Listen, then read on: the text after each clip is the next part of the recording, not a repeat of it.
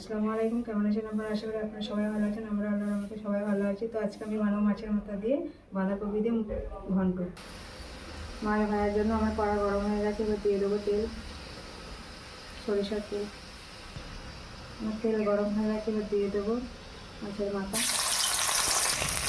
মাছের মাথাগুলো আমার ভাজা হয়ে গেছে, তুলে নেবো।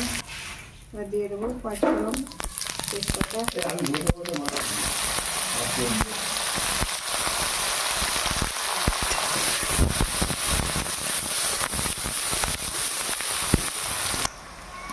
দিয়ে দেবো আলু,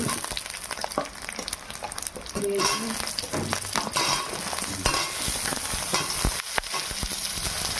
টমাটো,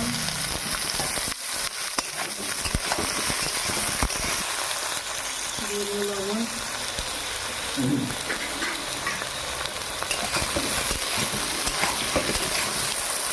আদা বাটা, রসুন বাটা, হলুদের গুঁড়ো, লঙ্কার গুঁড়ো,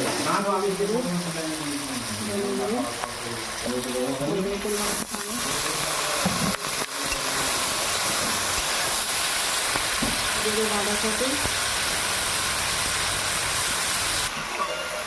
দিয়ে দেবো ধনে পাতা থেকে মাছের মাথাটা ভেজে রেখেছিলাম, ওটা দিয়ে দেবো। 5 মিনিট ঢাকা দিয়ে দেবো। আমার 5 মিনিট হয়ে গেছে, এবার দেখে নেবো।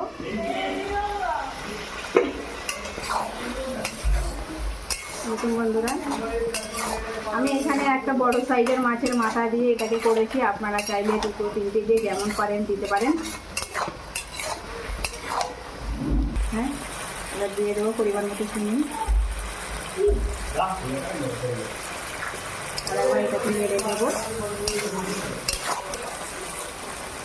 এবার দিয়ে দেবো পরিমাণ মতো লবণ, দিয়ে আরও একবার নেড়ে নেবো।